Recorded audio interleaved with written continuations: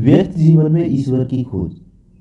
मेरे प्रिय आत्मन, जीवन जितना दिखाई पड़ता है उतना है ही नहीं है। बहुत कुछ है जो दिखाई नहीं पड़ता। सच तो यह है कि जो दिखाई पड़ता है वह उसके समक्ष कुछ भी नहीं है। जो दिखाई नहीं पड़ता है, एक वृक्ष को हम देखें, आकाश में फैली हुई शाखाएं दिखाई पड़ती हैं, हवाओं में नाचते हुए पत्ते दिखाई पड़ते हैं, सूरज की किरणों में मुस्कुराते हुए फूल दिखाई पड़ते हैं। लेकिन जो जड़ें नहीं दिखाई पड़ती, जिनके बिना यह वृक्ष बिल्कुल ही नहीं हो सकेगा,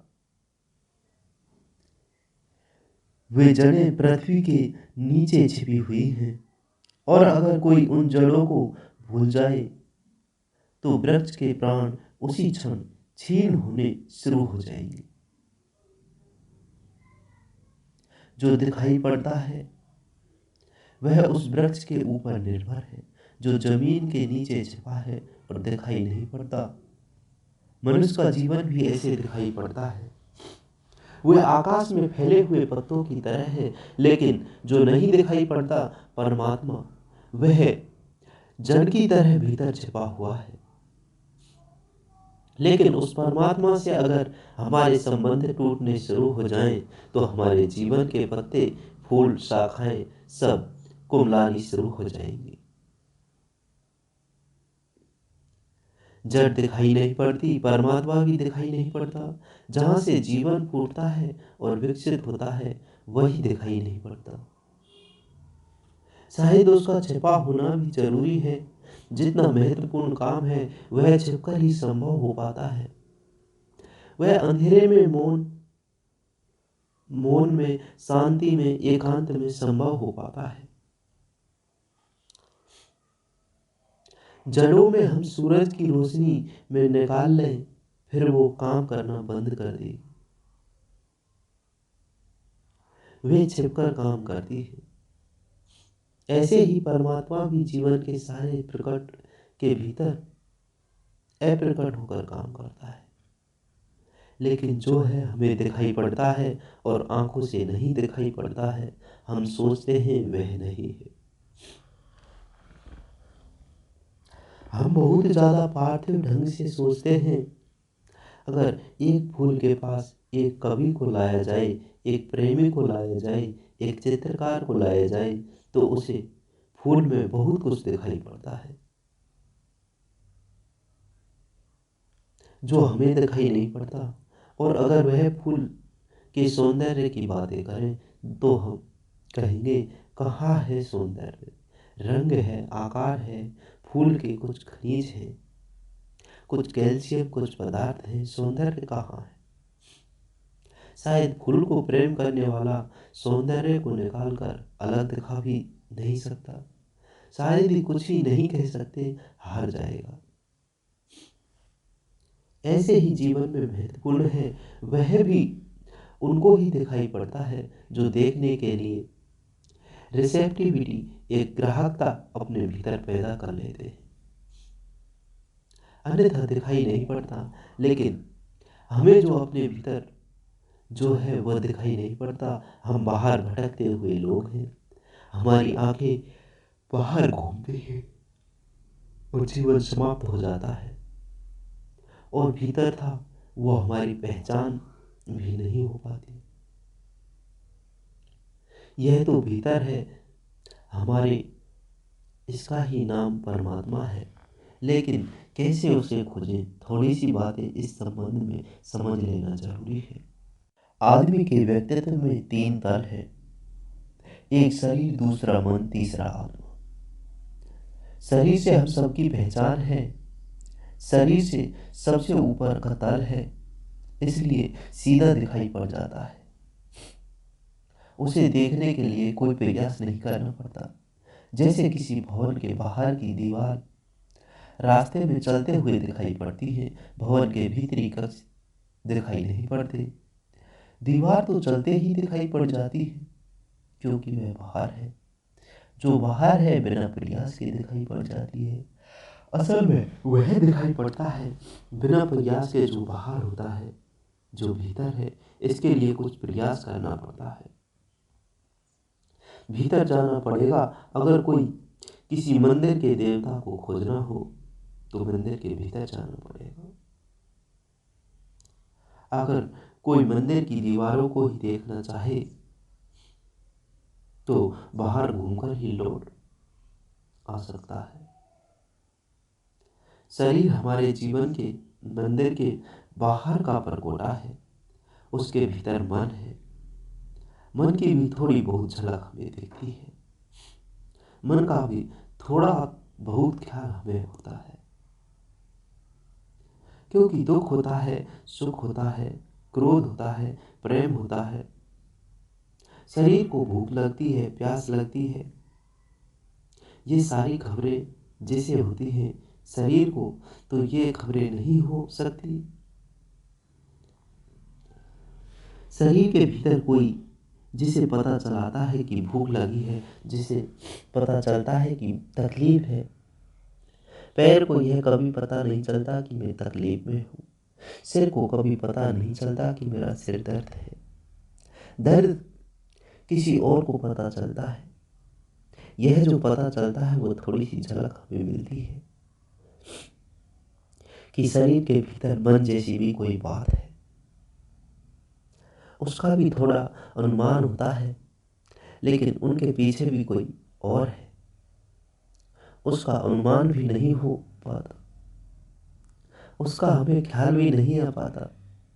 मंदिर की दीवार से हम परिचित होते हैं, कुछ भीतर की दलहनों से परिचित होते हैं, लेकिन गर्भगृह से जहाँ देवता का निवास है, हमें उसे बिल्कुल ही अपरिचित रह जाते हैं। कुछ कारण है उनको समझ ले तो कुछ वृत्ति उस तरफ उठनी शुरू हो सकती है। शरीर के तल पर कुछ भूख है, कुछ प्यास है। मन के तल पर कुछ भूख है, कुछ प्यास है। और आत्मा के तल पर कुछ भूख है और कुछ प्यास है।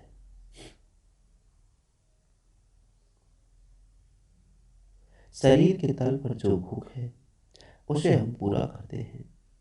शरीर मांग करता है। अगर शरीर को उसकी जरूरतों की पूर्ति नहीं हो तो शरीर कष्ट में पड़ जाता है। अगर भूख लगती है, रोटी नहीं मिली तो शरीर कष्ट में पड़ जाएगा। कष्ट का मतलब है वह जोर से मांग करने लगेगा कि रोटी दो। कष्ट का मतलब है यह कहने लगेगा अगर रोटी नहीं मिली तो मैं काम करने से इनकार कर दूं। कष्ट का मतलब यह है कि वह कहेगा कि रोटी नहीं मिलती तो मैं मरता हूँ। कष्ट का मतलब यह है इस बात की खबर शरीर सहयोग छोड़ रहा है, इनकार कर रहा है, कोऑपरेट करने से इनकार कर रहा है। आपको रोटी देनी पड़ेगी, पानी देना पड़ेगा, हवा देनी पड़ेगी, कपड़े देने पड़ेंगे, गर्मी सर्दी की हिफाजत करनी पड़ेगी। शरीर पूरे वक्त मांग कर रहा है। शरीर की ये मांगे अगर पूरी हो जाए तो कष्ट मालूम पड़ेगा। कष्ट का अर्थ है शरीर की मांग का पूरा नहीं होना, और अगर मांगे पूरी कर दी जाए तो भूख मालूम नहीं पड़ेगा।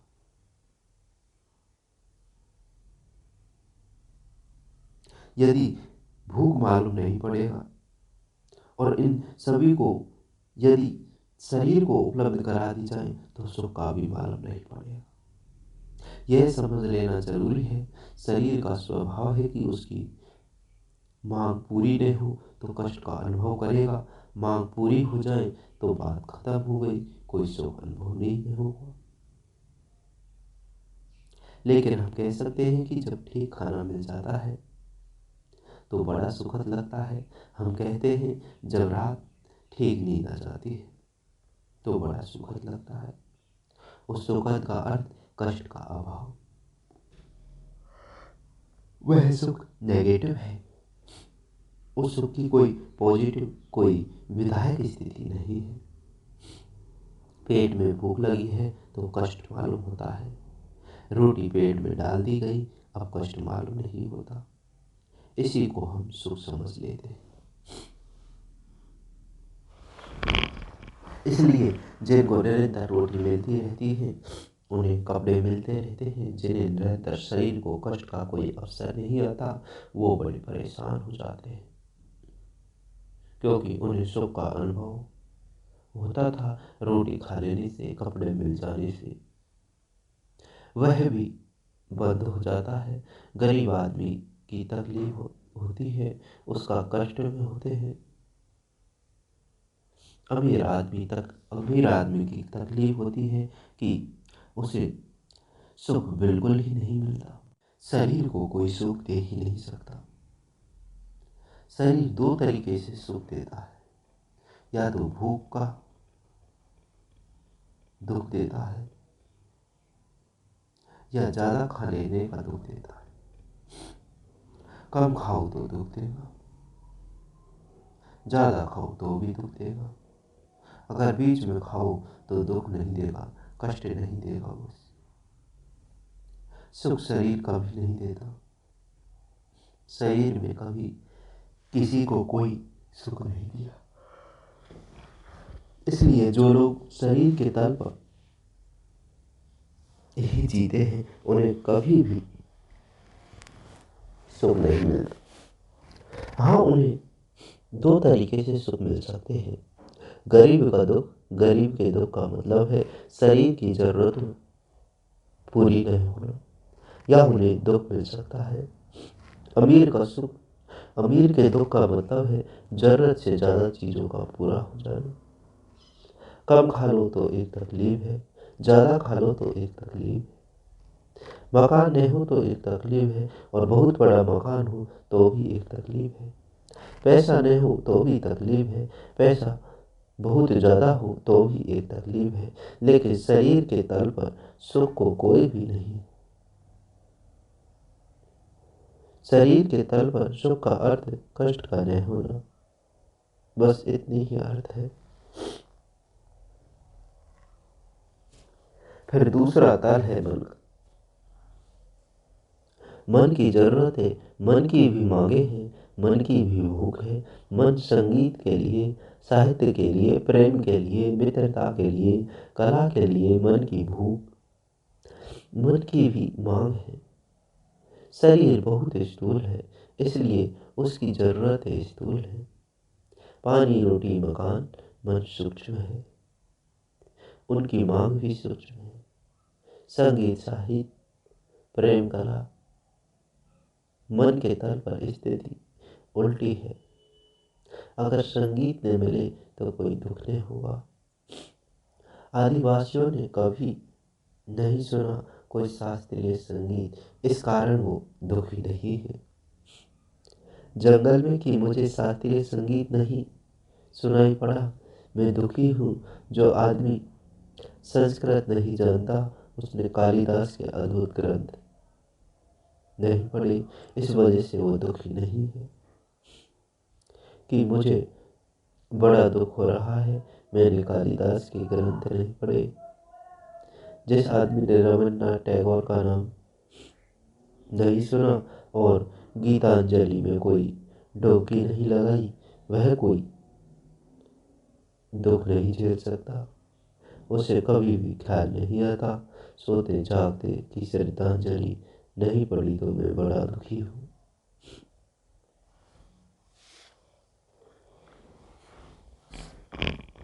मन की बात उल्टी है। मन की जरूरतें पूरी करो तो सुख मिलता है, जरूरतें पूरी नहीं करो तो दुख नहीं मिलता,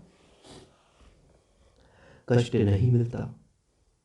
मन की जरूरतें पूरी नहीं हो तो कष्ट नहीं मिलता, जरूरतें पूरी हो तो सुख मिलता है। मन के तल पर कष्ट नहीं होता, सिर्फ सुख होता है। हाँ, मन के तल पर कष्ट मालूम पड़ सकता है, अगर सुख का अभाव रहे तो कष्ट मालूम पड़ सकता है। जिस आदमी ने शास्त्रीय संगीत सुन लिया, उसे अब सुनने को नहीं मिले तो सुख का अभाव उसे कष्ट कैसा मालूम पड़ेगा।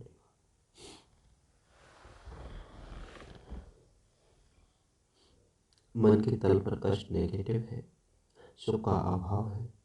शरीर के तल पर नेगेटिव है, कष्ट का अभाव। मन के तल पर सुख मिल सकता है, मन के तल पर कष्ट नहीं मिल सकता। कष्ट से अभाव होता है, लेकिन मन के तल से सुख बड़े भागने वाले सुख है, क्षणिक सुख। कोई आदमी कितनी देर का संगीत सुन सकता है, कोई आदमी कितनी देर का काव्य में डूब सकता है, कोई आदमी कितनी देर तक प्रेम कर सकता है, कोई आदमी कितनी देर तक अपने प्रेमी के साथ अपने हाथों में रख सकता है।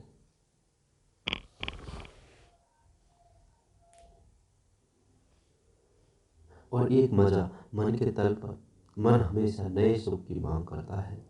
अगर एक ही गीत आपने एक बार सुना सुखद लगेगा, दूसरी बार सुना तो सुखद नहीं लगेगा, तीसरी बार सुना तो घबराहट होने लगेगी, और 10 बार सुनना पड़े तो आप भागने लगेंगे, और 50 बार जबरदस्ती सुनाया जाए तो आप पागल हो जाएंगे।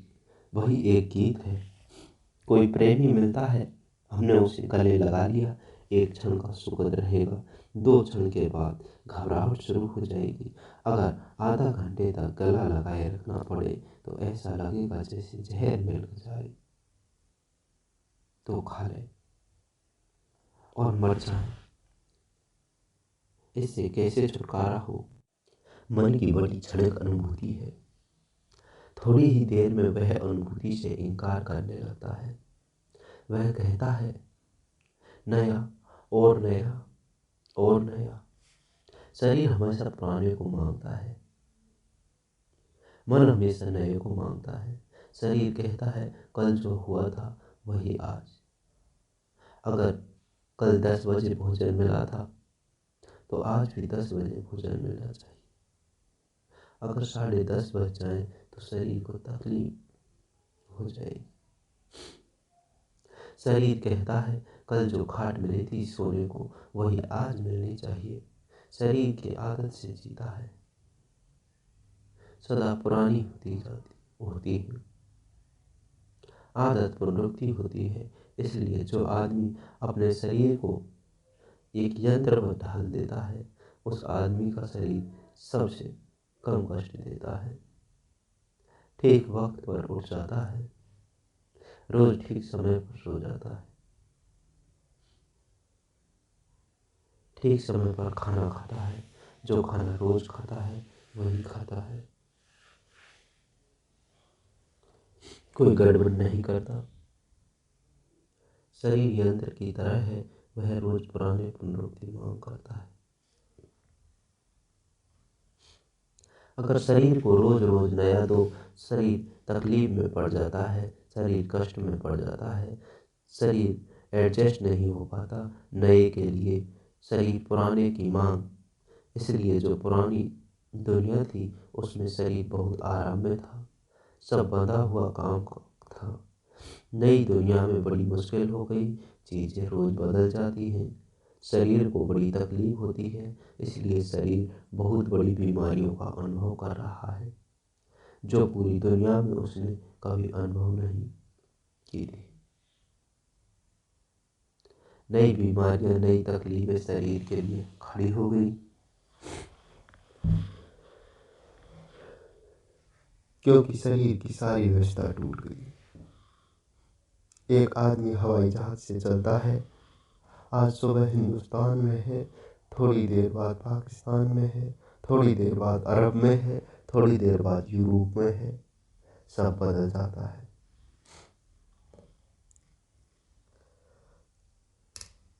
दिन भर में 10 मुल्क बदल जाते हैं, 10 का खाना बदल जाता है, 10 की हवा बदल जाती है, 10 तरह के मकानों में सोना पड़ता है, 10 तरह की भाषाएं बदल जाती है, 10 तरह के लोग बदल जाते हैं। बड़ी मुश्किल में पड़ता है कि यह क्या हो रहा है, शरीर में बेचैनी होने लगती है। शरीर बंधा हुआ क्रम चाहता है, शरीर की आकांक्षा पुराने के लिए है, इसलिए जितने शरीरवादी लोग होंगे वो हमेशा पुराने के प्रति उत्सुक और आतुर होंगे, नए के प्रति उनकी कोई आकांक्षा नहीं होगी। लेकिन मन रोज नया नया मांगता है।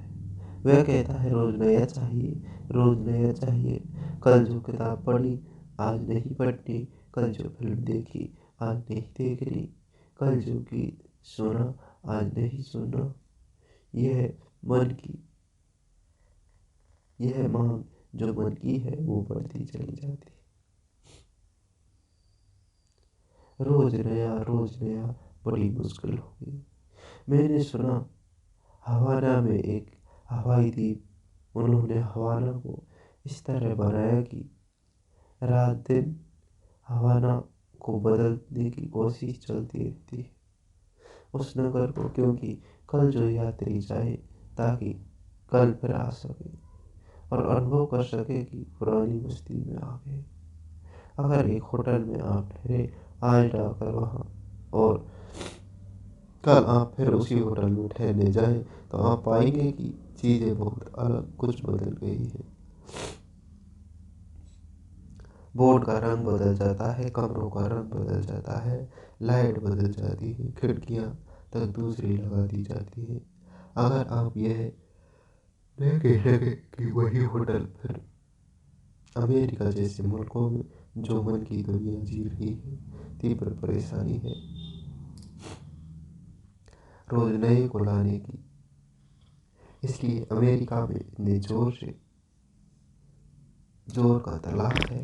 पति की पुरानी पसंद नहीं पड़ती, पत्नी भी पुरानी पसंद नहीं पड़ती। हिंदुस्तान में तलाक जैसी बात हमारी कल्पना में नहीं आती। हमने वैवाहिक को शरीर के तल पर बांध रखा है। जिस दिन वैवाहिक को मन के तल पर उठाया उसी दिन तकलीफ शुरू हो जाएगी, क्योंकि मन कहता है रोज नया। वही पत्नी रोज रोज आने वाली घबराने वाली मालूम पड़ने लगती है। वही पति रोज सुबह दिखाई पड़ता है, वह बहुत घबराने वाला हो जाता है।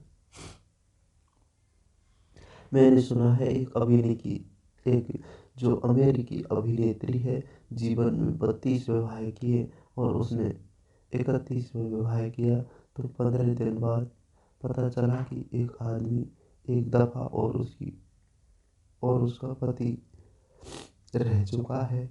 इसकी जल्दी जल्दी बदलाहट की फुर्सत कहाँ रही याद रखने की कि कौन आदमी कितनी बार बदल गया, क्या हुआ है। अगर मन के तल पर एक विवाह को लाया गया तो विवाह टिकने वाला नहीं, वह क्षण क्षण में बदलने की मांग वहां भी शुरू हो गई। और अभी अचानक अभी तलाक है, कल तलाक भी ऐसा लगेगा कि तलाक में तो साल 2 साल लगते हैं, शादी विवाह करो।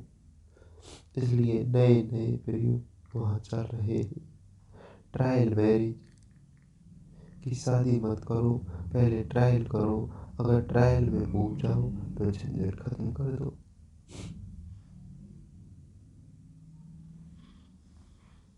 और एक बहुत बड़े आदमी ने, जज लेंडिसे ने ट्रायल मैरिज की तारीफ की अमेरिका में, और एक बड़ी किताब लिखी कि विवाह मत करो, सिर्फ प्रायोगिक विवाह करो, एक्सपेरिमेंट करो, फिर जब तुम बिल्कुल पक्का कर लो तब करना।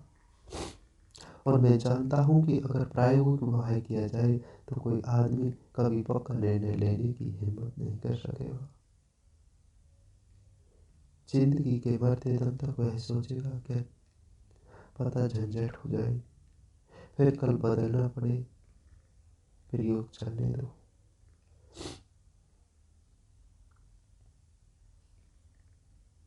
मन रोज नए की मांग करेगा। मन के तल पर पुराने घबराहट वाला, नया स्वीकृत चाहने वाला, पुराने को बुरा भी हो, नया होना काफी है। शरीर के तल पर नया चाहे पुराने से भी अच्छा हो। जो शरीर स्वीकार नहीं करना चाहता हो वो इनकार करता है।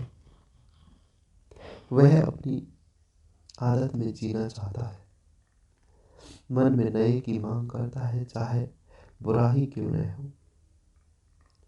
मन नए की मांग क्यों करता है? क्योंकि मन एक क्षण में तृप्त हो जाता है, एक क्षण से ज्यादा नहीं मांगता। मन कहता है बस बहुत है, एक क्षण में झलक मिल जाती है, बात खत्म हो जाती है। इसलिए मन के सारे सुख क्षणिक होंगे। मन में कोई सुख शाश्वत नहीं हो सकता, सनातन नहीं हो सकता, सदा रहने वाला नहीं हो सकता। आएगा और जाएगा, आ भी नहीं पाएगा और आप पाएंगे कि बह गया। एक आदमी एक कार खरीदना चाहता है, कितनी रात, कितनी चिंता, कितनी योजनाएं बनाता है, फिर कार खरीद कर घर ले जाता है। एक क्षण मन पुलक से भरता है, दूसरे क्षण बात खत्म हो गई, कार घर आ गई और सब कुछ खत्म हो गया। अब क्या करेंगे? फिर दूसरे दिन से दूसरी कार पर नजर है, दूसरे मकान पर नजर है, वह भी मिल जाएगा और मिलते ही सब समाप्त हो जाएगा। मिला कि गया, क्योंकि मन एक क्षण से ज्यादा कोई दुख लेने को तैयार नहीं है। वह फिर नए को मांग करने लगता है। और मन के तल पर नए की मांग अगर पूरा न हो, उपलब्ध न हो, तो कष्ट कैसा मालूम पड़ेगा। मन के तल पर सुख क्षणिक, कष्ट स्थायी रूप से मालूम पड़ेगा। बीच बीच में क्षण भर को सुख मिलेगा, फिर कष्ट स्थिर हो जाएगा। सुख की झलक मिलेगी, फिर कष्ट स्थिर हो जाएगा। जैसे अंधेरी रात में कभी कोई बिजली चमकती है, बिजली चमकती है, रोशनी हो जाती है, फिर खूब अंधेरा हो जाता है। मन के तल पर ऐसा ही नई चीज मिलती है, एक चमक, बिजली, फिर धूप, अंधेरा।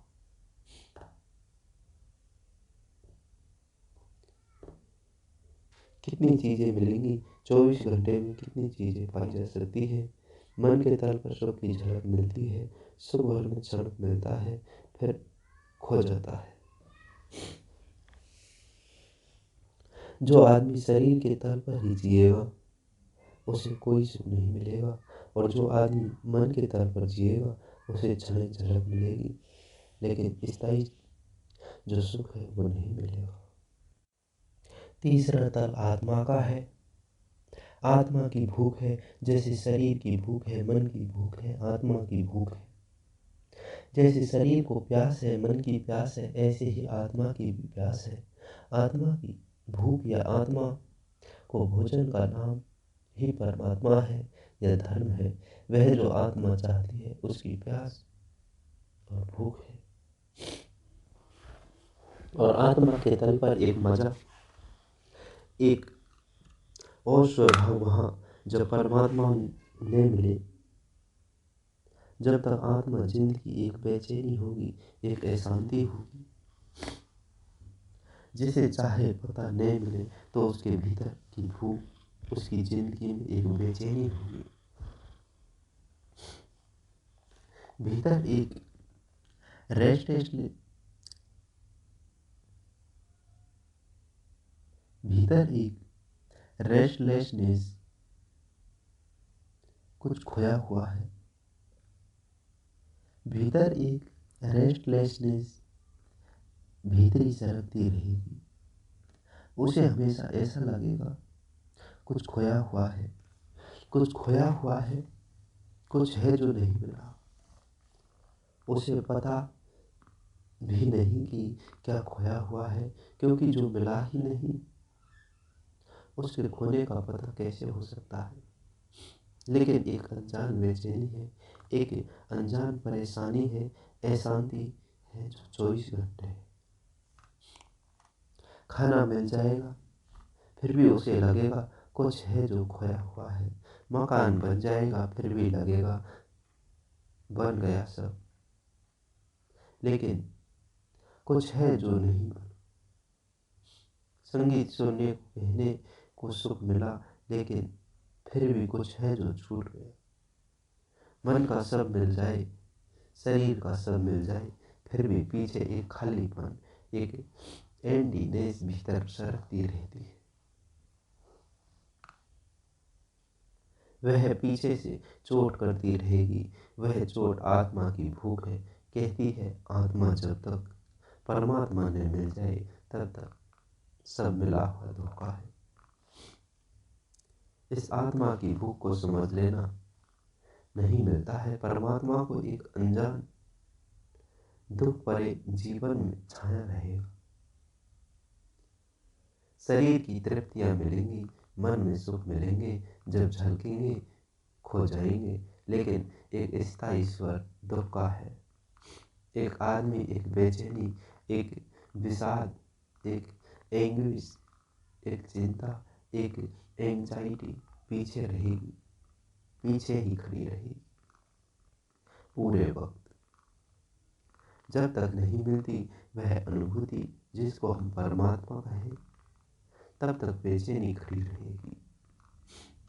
और जैसे ही है अनुभूति की एक झलक मिल सकती है, वही बेचैनी बिल्कुल समाप्त हो जाती है, जैसे कभी थी ही नहीं।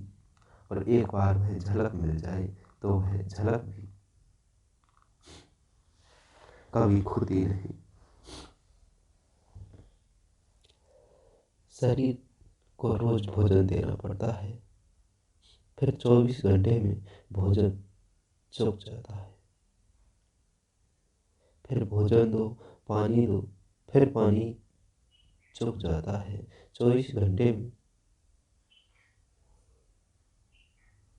तब शरीर शांत रहता है। मन को कितना भी दो, वह एक क्षण में चुका जाता है।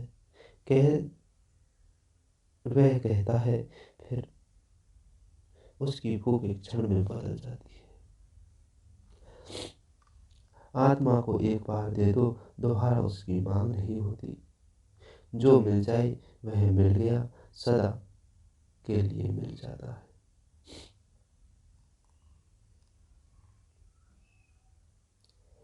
शरीर के तल पर सुख नहीं होता, सिर्फ कष्ट होते हैं या कष्ट का अभाव होता है। मन के तल पर सुख होता है, कष्ट नहीं होता, या सुख का अभाव होता है।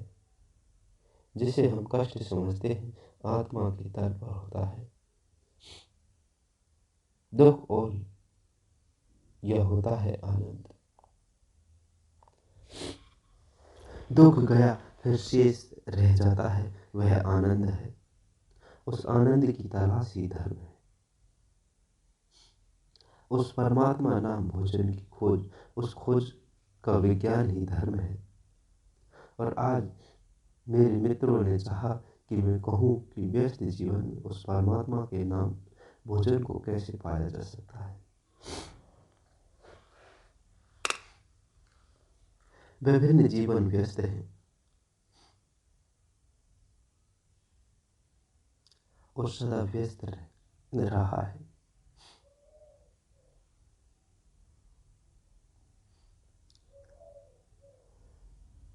व्यस्त रहने के दो कारण हैं। एक कारण शरीर और मन की जरूरतें पूरी करनी, दूसरी पूरी करनी तो व्यस्त रहना पड़ेगा। जिसके कारण शरीर की जरूरतें पूरी करनी है, उसे बहुत ही व्यस्त रहना पड़ेगा, क्योंकि शरीर की जरूरतें बड़ी सीमित है। जानवर है, एक शेर है, वह दिन में एक दफा उठता है, जाकर एक शिकार कर लेता है और खा पी कर सो जाता है। उसकी जरूरतें खत्म हो गई, फिर दिन भर व्यस्त नहीं रहता, फिर मिल गया, बात खत्म हो गई। जानवर सिर्फ शरीर के तल पर जीता है, उसकी जरूरतें बहुत सीमित हैं। शरीर की मांग पूरी हो जाती है, बस बात खत्म हो जाती है। फिर वह यह भी नहीं कहता कि शरीर यही जानवर कल खाया था कि यही आज खाने लगे। बोर हो गए अब तो कोई जानवर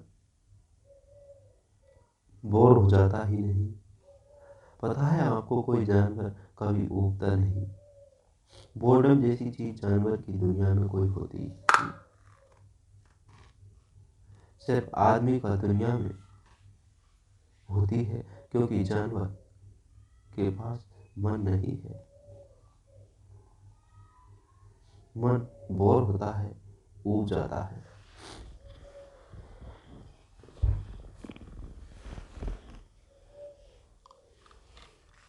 शरीर में कभी बोर नहीं होता। उसे कल मिला वही दे दो, मजे में संपन्न और तृप्त हो जाता है।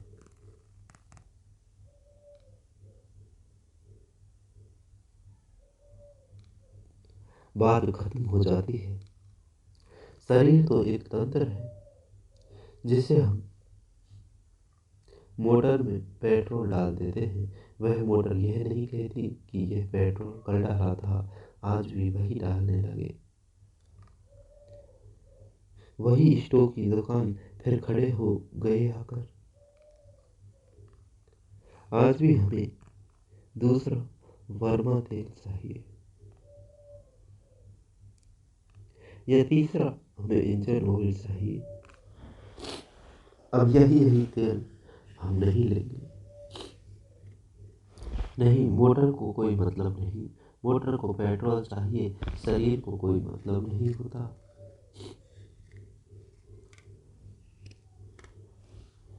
आप क्या देते हो उसकी जरूरतें पूरी हो जानी चाहिए। जरूरत पूरी हो गई, बात खत्म हो गई। इसलिए जानवर ज्यादा व्यस्त नहीं है। जानवर बिल्कुल ही व्यस्त नहीं है। कुछ कुत्तों को देखो, बिल्ली को देखो, बिल्ली व्यस्त दिखाई पड़ेगी, तब तक चूहा ने मिल जाए, फिर उसके बाद बात खत्म। चूहा मिल गया, फिर बिल्ली शांत बैठकर पता नहीं ध्यान करती है, सपना देखती है, क्या करती है। लेकिन मेरा ख्याल है बिल्ली ध्यान भी तभी कर सकेगी जब चूहा ने मिलता हो।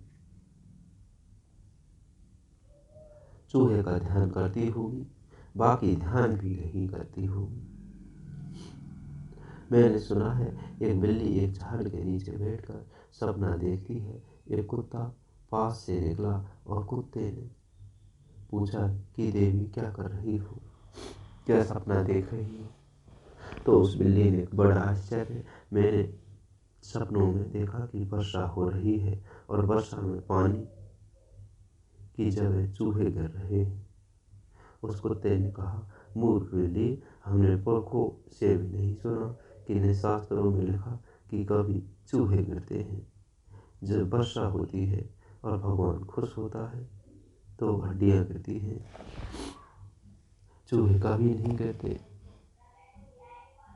हमने भी सपने देखे हैं, लेकिन हड्डियां गिरती हैं, चूहे कभी नहीं गिर चूहे गिरते ही नहीं। यह बात ही गलत है।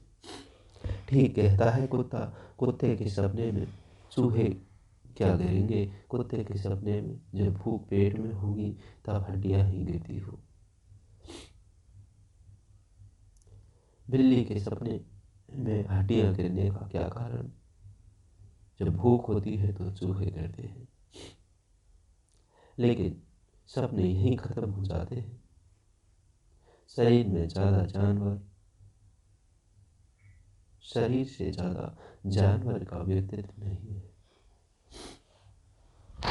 और इसलिए हम कह सकते हैं कि जिस आदमी का व्यक्तित्व शरीर पर खत्म हो जाता है वह आदमी जानवर से ज्यादा नहीं है। उसके और जानवर के बीच बुनियादी फर्क नहीं है। जो आदमी सोचता है कि खाना पीना कपड़ा पहन लेना बस आ गई समाप्ति, दी एंड आ गया, वह आदमी जानवर के तल पर जी रहा है। उस आदमी की जिंदगी में एक तरह से संतोष होगा, क्योंकि जानवर बिल्कुल संतुष्ट मालूम पड़ता है। उस आदमी की जिंदगी में एक तरह की निश्चितता होगी, जानवर बिल्कुल निश्चित मालूम पड़ेगा। उस तरीके से आदमी जीवन में बहुत चिंता होगी, जानवरों के जीवन में कोई चिंता नहीं। लेकिन वह आदमी न तो उन सुखों को जान पाएगा जो मन के हैं, न ही उन आनंदों को जान पाएगा जो आत्मा के हैं। इसलिए सुकरात में किसी ने पूछा कि एक असंतुष्ट सुकरात बनने की बजाय एक संतुष्ट सूअर बन जाने में क्या हर्ज है। सुकरात ने कहा, मैं एक संतुष्ट सूअर बनने की बजाय एक असंतुष्ट सुकरात ही बनना चाहता हूँ, क्योंकि संतुष्ट सूअर उन लोगों की यात्रा नहीं कर पाता जिन लोगों की यात्रा असंतुष्ट सुकरात कर सकता। इसलिए देखा होगा कि न तो जानवर बोर होते हैं, न ऊबते हैं, न घबराते हैं। जानवर कभी हंसते हैं। किसी जानवर को हंसते हुए देखा? अगर रास्ते में कोई भैंस हंसती हुई मिल जाए तो फिर जिंदगी भर सो नहीं सकोगे। शहर में भागोगे और सब काम छोड़ दोगे कि मर गए। यह क्या हो गया, भैंस हंस रही है। नहीं, कोई जानवर नहीं हंसता सिवाय आदमी नाम के जानवर को छोड़कर। कोई हंसना और ऊबना मन की बातें हैं,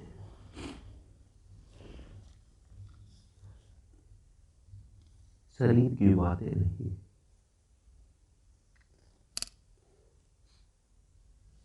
जानवर कभी हंसता नहीं। इसलिए अगर आदमी की परिभाषा करनी हो तो हम कह सकते हैं जो जानवर हंसता है उसका नाम आदमी है। हंसना आदमी की बुनियादी लक्षण है। आदमी ऊबता भी है, हंसता भी है, क्योंकि उसके पास मन है और मन की खुशियां भी है और मन की गैर खुशियां भी हैं। लेकिन शरीर के तल पर अगर आदमी रह जाए तो वह मन की तरह जीता है और समाप्त हो जाता है। उसे पता ही नहीं चलता कि उसके भीतर क्या क्या छिपा था। कौन से रहस्य, कौन से अनजाने लोग, कौन सी यात्राएं बाकी थी।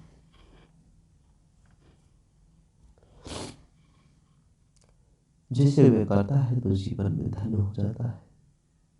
वह उसे पता नहीं चलता। कुछ लोग शरीर पर रुक जाते हैं, कुछ लोग शरीर से ऊपर उठते हैं और मन के सुखों की खोज करते हैं। मन के सुख बड़े अद्भुत हैं, लेकिन बड़े सपनीले हैं, बड़े भ्रमीले हैं। आ भी नहीं पाते हैं और चले भी जाते हैं। कैसा अद्भुत है काव्य का सुख, कैसा अद्भुत है वीणा का सुख, कैसा अद्भुत है प्रेम का सुख, कैसा अद्भुत है मन की गहराइयाँ। लेकिन बस एक क्षण छुओ और खो देना। बहुत इल्यूजरी है, बहुत भ्रामक है, बहुत काल्पनिक है। छुओ की अप्रियजनों से मिलने से दुख होता है, लेकिन प्रियजनों से मिलने समय भी डर बना रहता है कि कहीं प्रियजन खो न जाए और वह डर कर उस सुख को भी छीन कर जाता है। फूल खिलता है, सुख देता है, लेकिन डर के साथ में बना है कि कुमला जाएगा, कुमला जाएगा। अब कुमलाया, अब कुमलाया। मन के तल पर कभी प्राण की पूरी तरह तृप्ति नहीं हो पाती। फूल खिला भी नहीं कि कुमला जाना शुरू हो जाता है। वहां कोई स्थिरता नहीं है, वहां कोई स्थापत्य नहीं है। इसलिए जो लोग मन में जीते हैं वो बड़ी एंजाइटी से, बड़ी चिंता में जीते हैं। वहां 24 घंटे एक ट्रेवलिंग, एक कंपन चलता रहता है। अब गया, अब गया, अब गया, सब खो गया। और जो मिलता है वह मिलते ही हाथ से छूट जाता है। जैसे कोई पानी पर मुट्ठी बांधे हाथ डालता है जो लगता है पानी हाथ में है, मुट्ठी बांधी कि खाली मुट्ठी रह जाती है। पानी बाहर हो जाता है, मन से सुख में हाथ डालो तो लगता है कि बहुत सुख मिल रहा है। मुट्ठी बांधो तो पता चलता है मुट्ठी खाली रह गई, सुख कहीं खो गया।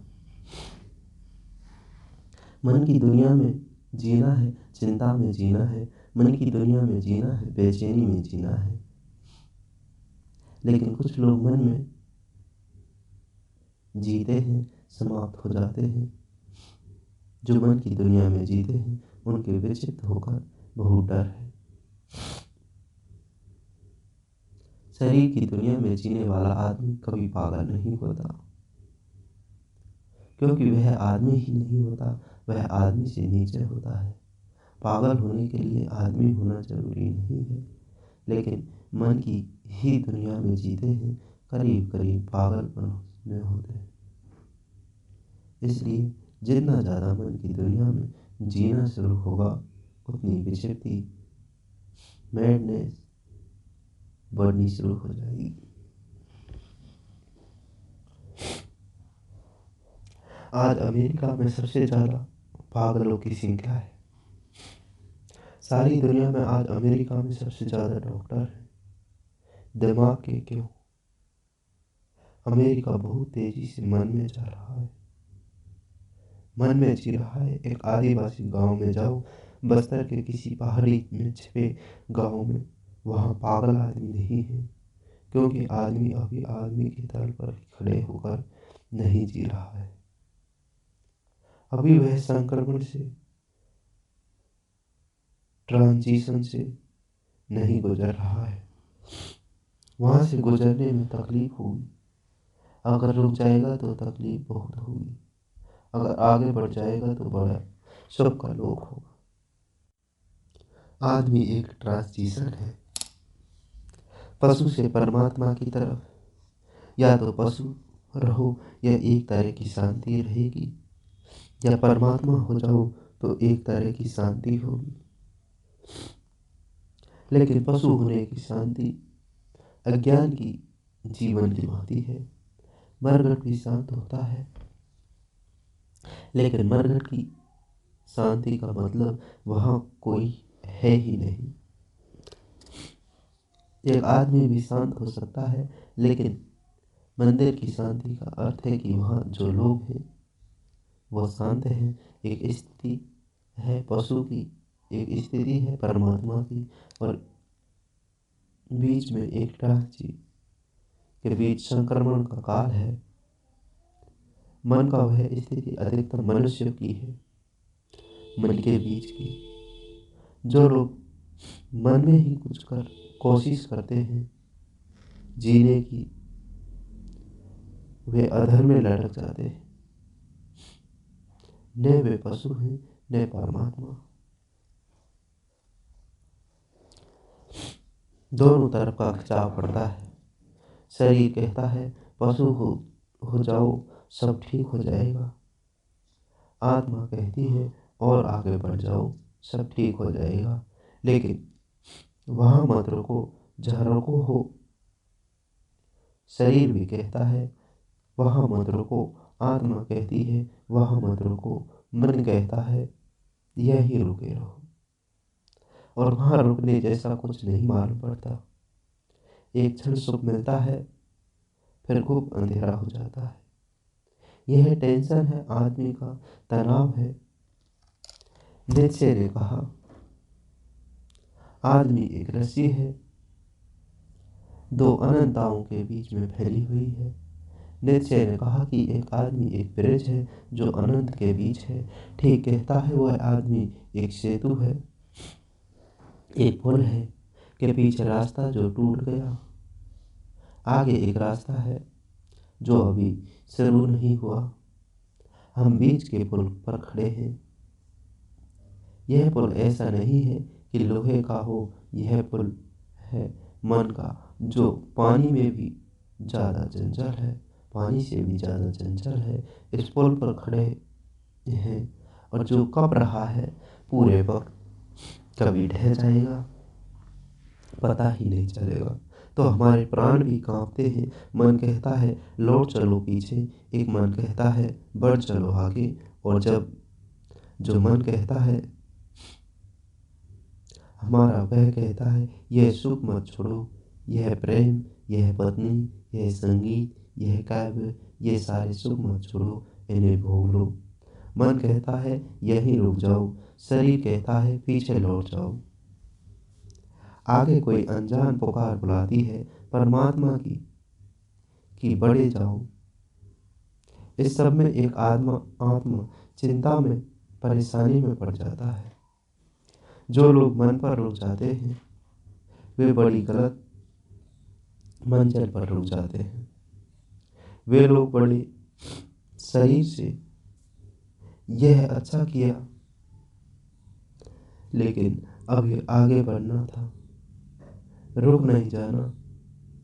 पर जो तीसरी पुकार है परमात्मा की है, और आगे और आगे। फिर वहां एक जगह है जिसके आगे भी कुछ नहीं, जिसके पीछे भी कुछ नहीं, जहां पहुंचने के बाद फिर पाने के कुछ शेष नहीं रह जाता। क्योंकि पाने की तभी इच्छा रहती है तब भीतर दुख है। दुख धक्के देता है कि पाओ कुछ ताकि मैं मिट जाऊं। जब दुख मिट जाता है तो पाने की दौड़ बंद हो जाती है, और जब वह मिल गया तो सब कुछ है। तो पाने को कुछ शेष नहीं रह जाता। लेकिन जैसे पाए उसे हम बहुत व्यस्त हैं। हम तो बहुत से लेकर शाम तक व्यस्त हैं। यह तो शरीर के काम में व्यस्त है, मन में काम व्यस्त है। यह तो शरीर की मांगे पूरी कर रहे हैं, यह मन की मांगे पूरी कर रहे हैं। हम परमात्मा के लिए समय कहाँ से निकालें? यह तीसरी मांग कौन पूरी करे, कैसे पूरी करे? कहाँ है समय, कहाँ है अवसर, कहाँ है सुविधा? गांव गांव में भटकता हूँ, जो लोग मुझसे पूछते हैं कहाँ है सुविधा, कहाँ पुकारें उस प्रभु को, कब खोजें उस आत्मा को। फुर्सत नहीं मिलती। सुबह से उठते हैं और फैक्ट्री में, साल में थके मांदे लौटते हैं, और बच्चे दूसरी फैक्ट्री घर पर है। बच्चों की, पत्नी की, दिन भर एक फैक्ट्री चलाते हैं, सांझ को आके दूसरी फैक्ट्री में उलझ जाते हैं। उससे बचते हैं तो फिर सुबह हो जाती है, वही फैक्ट्री है, फिर वही सांझ फैक्ट्री। फैक्ट्री में चले जा रहे हैं, कहाँ है समय, कहाँ है सुविधा? कब खोजें, किसकी आनंद की बातें करते हैं? आप किस मार्ग में जाएं, कौन जाए, कैसे जाएं? समय तो बिल्कुल ही नहीं है। यह लोग बिल्कुल ठीक कहते हैं, गलत नहीं कहते। लेकिन मेरा कहना यह है कि परमात्मा को खोजने के लिए समय की जरूरत नहीं होती। मेरा कहना यह है कि परमात्मा को खोजने के लिए अलग अलग समय की जरूरत नहीं है। परमात्मा की खोज कॉम्पिटिटिव नहीं है। शरीर और मन से शरीर और मन से परमात्मा की खोज की कोई प्रतियोगिता नहीं है। शरीर और मन को जरूरत है तो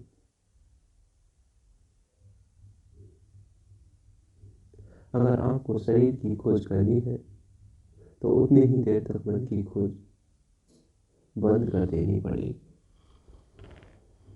क्योंकि जो आदमी रोटी कमाने गया है वह उसी वक्त वीणा सीखने नहीं जा सकता, या जो आदमी वीणा सीखने गया है उसी वक्त रोटी नहीं कमा सकता। इसलिए तो यह गड़बड़ हो जाती है कि लोग रोटी कमाने जाते हैं, कभी कविता नहीं करते, कभी कविता कमाने लगते हैं, हमेशा भूखे मरते हैं। यह हमेशा हो जाता है क्योंकि कॉम्पिटिटिव है। अगर मन की खोज करने जाते हैं तो शरीर की खोज में थोड़ी बहुत बाधा पड़ेगी। इसलिए हजारों साल तक मन की खोज सिर्फ राजा महाराजा, धन संपत्ति, धनपति लोग करते हैं। गरीब आदमी मन की खोज नहीं करता। कहाँ सुविधा थी एक मेहतर एक चमार बैठकर वीणा सुने। राजा महाराजा अपने महलों में वीणा सुनते हैं, नृत्य देखते हैं अप्सराओं के। एक भंगी मेहतर को कहाँ फुर्सत थी, कहाँ सुविधा थी। दिन भर झाड़ू लगाए सड़क पर, नृत्य कब देखेगा। और झाड़ू लगाने वाला धीरे धीरे इतना जड़ हो जाएगा कि उसको नृत्य देखने की समझ भी खो जाएगी। दिन रात हथौड़ी पीटेगा, सितार जब सुनेगा, और हथौड़ी ठोकते ठोकते कान ऐसे जड़ हो जाएंगे कि जब कोई सितार बजाएगा तो उसकी समझ के बाहर होगा, यह क्या हो रहा है। मैंने सुना है कि दो युवक चित्रकार होना चाहते हैं। उनमें से एक तो फिर बहुत ही बड़ा चित्रकार हुआ। डोरिक। वे दोनों अपने गुरु के पास सलाह लेने गए, लेकिन दोनों गरीब थे। उनके पास फीस के पैसे नहीं थे, रंग खरीदने के पैसे नहीं थे। गुरु ने कहा, मैं तुम्हें मुफ्त की शिक्षा दे दूंगा, लेकिन रंग में कहाँ से लेकर आऊंगा। मैं खुद ही गरीब हूँ, कागज कहाँ से लेकर आऊंगा। इतना इंतजाम को तुमको करना पड़ेगा। वो कहने लगे, हमारे पास तो सिवाय चित्र सीखने की कला के आकांक्षा और कुछ भी नहीं है। उसके गुरु ने कहा, तब बहुत मुश्किल है, तुम खाना कहाँ से खाओगे। अगर कागज रंग भी कहीं से आ जाए, तुम वस्त्र कहाँ से पहनोगे। पर उन दोनों ने तय किया कि एक मजदूरी करें, दूसरा सीख ले चित्रकला। उन्होंने पैसा फेंक कर निर्णय कर लिया। डोरिक का नाम आ गया। वह चित्र सीखने लगा। 5 साल वह सीखेगा, फिर 5 साल बाद उसका मित्र सीखेगा, फिर 5 साल बाद वो मेहनत करेगा। मित्र गया, वह सड़कों पर जाकर गिट्टियां तोड़ने लगा। 5 साल गिरने से गिट्टियां तोड़ी और उसने साथी को चित्रकला देख सिखाई। 5 साल बाद उसके मित्र ने उसके पैर पकड़ लिए, आंसुओं से उसके पैर धो डाले और कहा कि तू अद्भुत है। तूने एक बार भी यह नहीं कहा कि मैं गिट्टी तोड़ रहा हूँ, अब तू जा।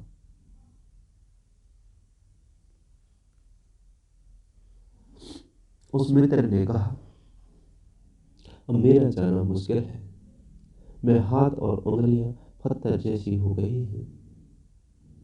अब ये पकड़कर ब्रश को, तुलिका को शायद ही चित्र बना सके, लेकिन कोई हर्ज नहीं। तू चित्र बनाने लगा, चित्र बनाने में चाहिए मेरा भी हाथ। उन चित्रों में हालांकि मैंने चित्र नहीं बनाए, गिट्टियां ही तोड़ी। लेकिन मित्र बहुत रोने लगा कि यह बहुत ही दुर्भाग्य हो गया। तू गुरु के पास चल। गुरु ने उसके हाथ देखकर कहा कि ये हाथ तो इतने कड़े या कड़क हो गए कि इन हाथों में तुलिका के सूक्ष्म अंग ही नहीं निर्मित किए जा सकते। सूक्ष्म इनके कंपन खत्म हो गए। या तो गिट्टी तोड़ लो या तुलिका पकड़ लो। वह प्रतियोगिता है, इसलिए दुनिया में मन की आकांक्षा थोड़े से लोगों की पूरी हुई। कोई अशोक, कोई अकबर, कोई पीटर महान, कोई एलिजाबेथ। इस तरह के लोग कुछ पूरे सुख भरे हुए मन के आदमी शरीर को इस तरह के लोगों का सुख से भरे हुए आदमियों के लिए गिट्टी तोड़ रहा है, और यह ठीक भी है। आदमी के लिए गिट्टियां तोड़ रहा है कि या तो यह कर लो या वह कर लो। भूख हो घर में, वीणा कैसे बजेगी? प्यास हो घर में, तो बीमारी कैसे घर में? चित्र कैसे बनेगा? नहीं, यह नहीं हो सकता। इन दोनों में प्रतियोगिता है। इसी प्रतियोगिता के कारण आदमी पूछने लगता है कि परमात्मा को कहाँ से खोजेंगे, कब खोजेंगे, समय कहाँ है? मन के सुख ही नहीं खोज पाते, आत्मा का आनंद कहाँ से खोजेंगे? यही मुझे कुछ कहना है, और वह मुझे कहना है, आत्मा की कोई प्रतियोगिता शरीर और मन से नहीं। आत्मा की खोज के लिए अलग से समय निकालने की कोई जरूरत नहीं। लेकिन समझे कि इस कमरे में हम 1000 कुर्सियां लगा दें, सारी जगह भर जाए, फिर हमसे कोई कहे कि कुर्सी और रखनी है, तो हम कहेंगे लेकिन जगह नहीं है। यह कुर्सी हम कहाँ रखें? जगह नहीं है, सब भर गई जगह। अब जगह नहीं है और कुर्सियां रखने के लिए। लेकिन समझो कि 1000 दिए इस कमरे में जलते हो। कोई आदमी हमें से एक दिया और जलाना है, तो हम कहेंगे कि अब रोशनी भर गई है। अब और रोशनी कमरे के लिए नहीं भरी जा सकती, क्योंकि रोशनी कॉम्पिटिटिव नहीं है। दिए की रोशनी जगह घेर ले, तो ऐसा नहीं है। अब दूसरी रोशनी को जगह घेरने के लिए नहीं बचे। उसी जगह में रोशनी भी समा जाएगी। दिए की रोशनी समा जाएगी, चौथे दिए की भी रोशनी समा जाएगी। ऐसा नहीं है कि रोशनी जगह घेरती हो। कितने ही दिए की रोशनी हो, हाँ यह हो सकता है कि दिए जगह घेर ले, लेकिन रोशनी जगह नहीं घेरती। कितनी ही रोशनी इस कमरे में भरी जा सकती है। एक छोटा सा दिया भी कमरे की रोशनी कर सकता है। 1000 दिए भी रोशनी कमरे को रोशन कर सकती है, लेकिन रोशनी एक दूसरी रोशनी से टकराती नहीं। हमने केवल शरीर और मन की आकांक्षाएं जानी है, जो कि टकराती है। हमें आत्मा की आकांक्षा का कोई पता नहीं, जो टकराती ही नहीं। तो यह तो समझ लेना जरूरी है कि व्यस्त जीवन में परमात्मा की खोज का कोई विरोध नहीं। असल में व्यस्त जीवन अलग परमात्मा के लिए खोजने की कोई जरूरत नहीं। तुम्हारे व्यस्त जीवन में ही, तुम्हारे सब कुछ करने में ही, चाहे गिट्टी फोड़ो, चाहे मकान बनाओ, चाहे फैक्ट्री में कारखाना चलाओ, चाहे घर में रोटी बनाओ, चाहे कपड़े सियो, चाहे वीणा बजाओ, चाहे चित्र बनाओ, कुछ भी करो, करने की परमात्मा की खोज का विरोध नहीं है। क्योंकि परमात्मा की खोज एक नए प्रकार करना नहीं है, वह नया एक्शन नहीं है। परमात्मा की खोज कॉन्सेशन है, एक चेतना है, एक्ट नहीं है, ड्यूरिंग नहीं है। इस फर्क को थोड़ा समझ लेना जरूरी है। एक आदमी गिट्टी तोड़ रहा है, एक आदमी वीणा बजा रहा है। उन दो में से एक ही काम एक समय किया जा सकता है। लेकिन मेरा कहना है कि एक आदमी गिट्टी तोड़े और गिट्टी तोड़ते समय चेतना निर्मित कर सकता है। परमात्मा की खोज जारी रहे, गिट्टी भी टूटे, परमात्मा की खोज जारी रहे। वीणा बजाए, वीणा भी बजे, परमात्मा की खोज जारी रहे।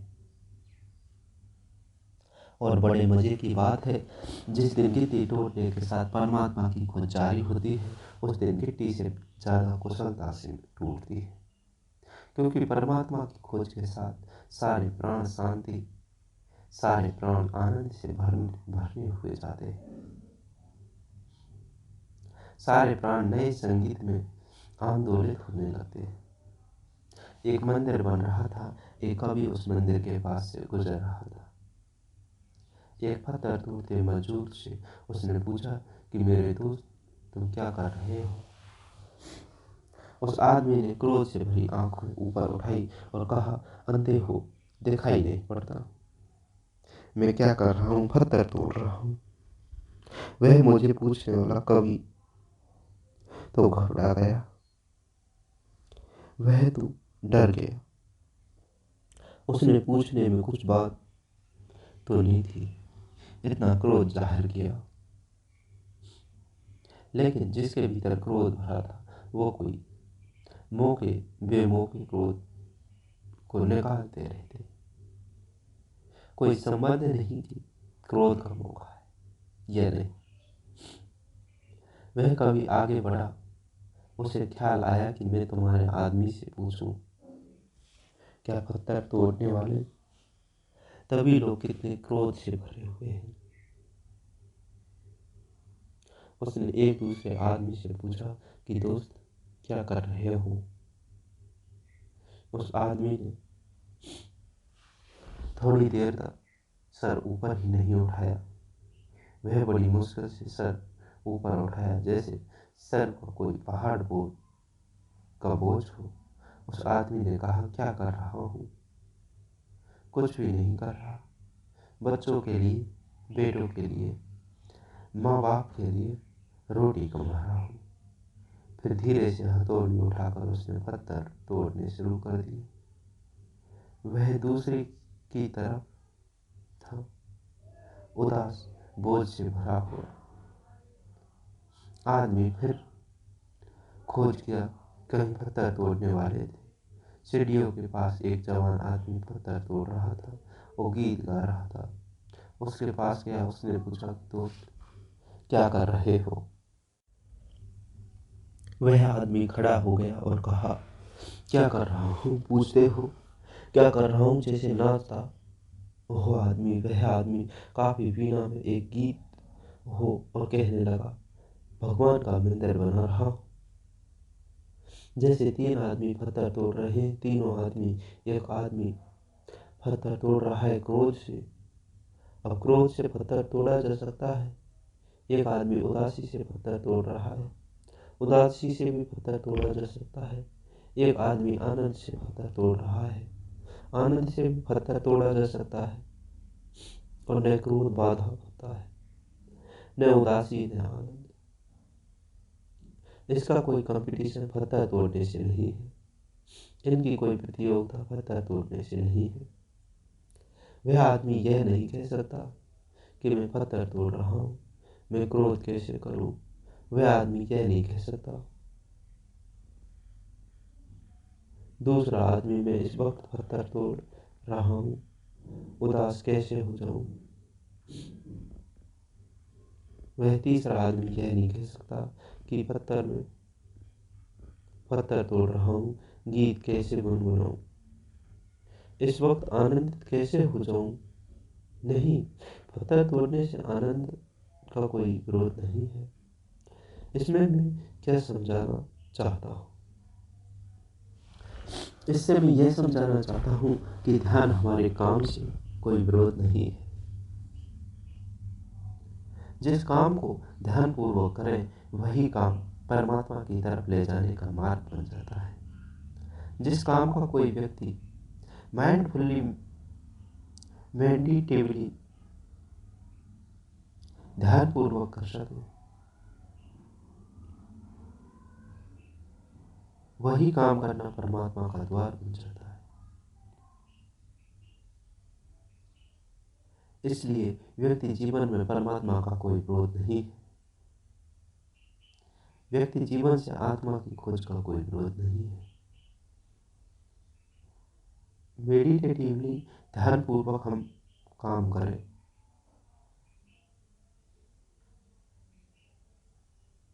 अभी हम जो काम करते हैं वह ध्यानपूर्वक बिल्कुल नहीं है। और लोगों से हम पूछते फिरते हैं कि हम ध्यान कैसे करें, कब करें। हमारे घर में कोई जगह नहीं है जहाँ ध्यान करें। जगह किसी के घर में नहीं है, बच्चों की वजह से घर में हो ही कैसे सकती है। बच्चे इतने पैदा होते चले जाते हैं, सब पर छोटे होते चले जाते हैं। जगह कहाँ है? जगह कहीं भी नहीं है। शोरगुल इतना है कि मुश्किल इतनी है, कहाँ बैठ जाएं, कहाँ ध्यान करें। वो गलत प्रश्न पूछते हैं। यह सवाल नहीं है पूछने का कहाँ ध्यान करें। सवाल यह है कि हम कैसे ध्यान करें। यह सवाल जगह का नहीं है, यह सवाल ध्यान का, समय का नहीं है। लोग पूछते हैं तब ध्यान करें, सुबह की रात। यह भी सवाल गलत है। वह यार कहाँ, वह कहाँ, दोनों प्रश्न, वेयर और वह दोनों प्रश्न गलत है। कहाँ और कब। सवाल सिर्फ एक है, हाउ, कैसे ध्यान करें। क्योंकि ध्यान संबंध न समय से है, न ही स्थान से, न टाइम से है, न ही स्पेस से है। ध्यान का संबंध एटीट्यूड से है, वृत्ति से है, भाव से है। इसलिए ध्यान में विशेषता में कोई विरोध नहीं है।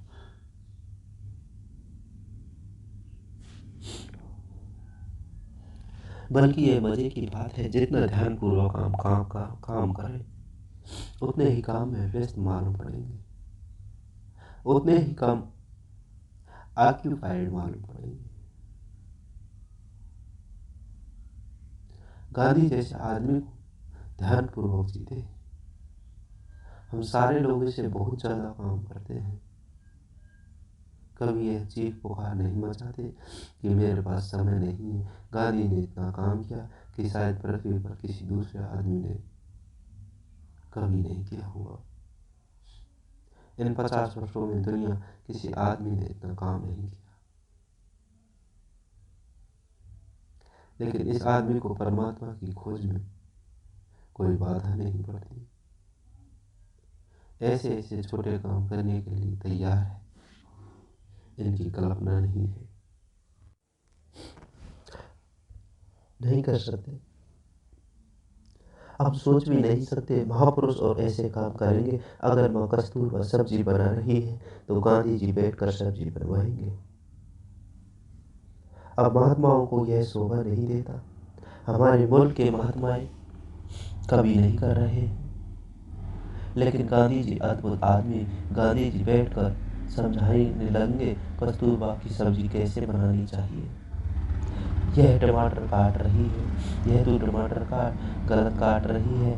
वाह, मैं कहाँ हद हो गई, जिंदगी मुझे टमाटर काटते हो गई। तुम टमाटर के बाबत में क्या जानते हो। गांधी जी ने कहा तू टमाटर बिल्कुल गैर सावधानी पूर्वक काटती है। कस्तूरबा ने कहा मतलब क्या है। गांधी जी ने ये टमाटर देख, जहाँ जुड़ा होता है पौधे से, उस छोटी सी जगह को अक्सर छोटे छोटे कीड़े बैठे रहते हैं। गांधी जी ने कहा तू चाकू उठाकर वहीं से काट देती है और कीड़े मर जाते हैं। तेरा काटना ध्यानपूर्वक नहीं है। मैंने तुझे दूर से देखा है कि तू ये टमाटर अधार्मिक ढंग से काट रही है।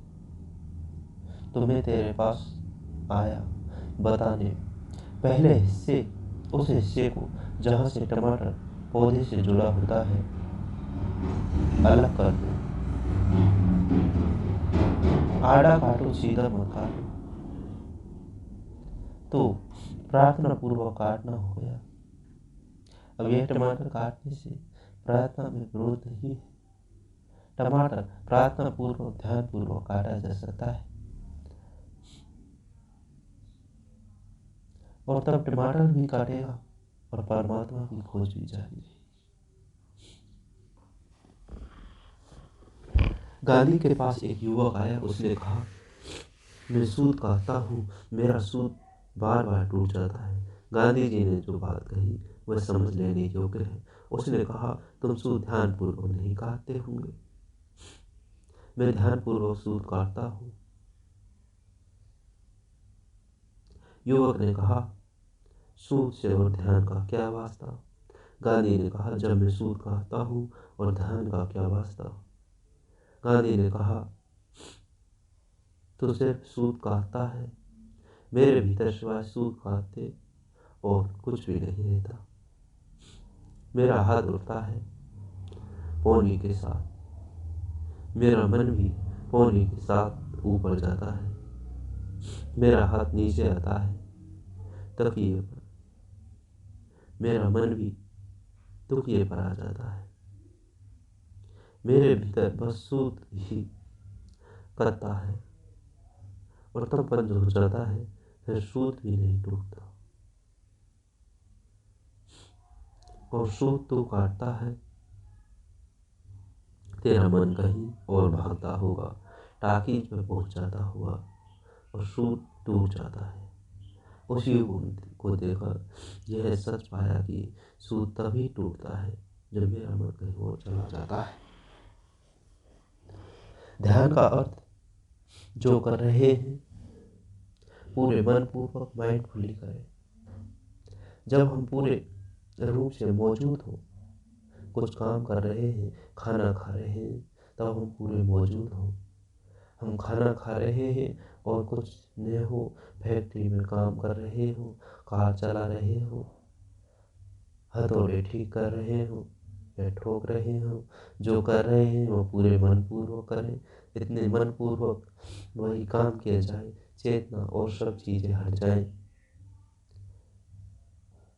कॉन्शसनेस का फोकस, जो फोकस है वह आदमी हमारी बैटरी लेकर कमरे में आ रहा है, तो कमरा बहुत बड़ा है, उसे खिड़की देखनी है, तो बैटरी का खिड़की पर फोकस लगा देता। खिड़की भर दिखाई पड़ती, सारा मकान अंधकार से भर जाता। चेतना भी एक प्रकाश है, चेतना भी फोकस होता है। हम करते कुछ है, चेतना का फोकस कहीं और होता है। तब हमारा व्यक्तित्व भी आत्मा तक नहीं पहुंच सकता।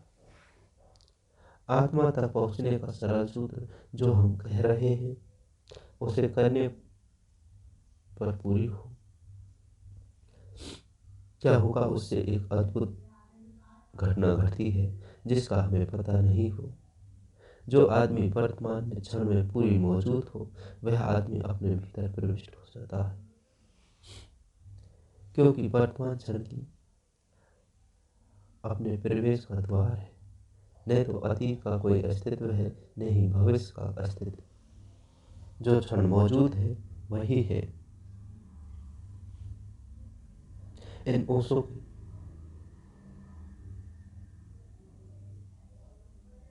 ओशो प्रवचन सुनने के लिए बने रहे हमारे इस चैनल के साथ।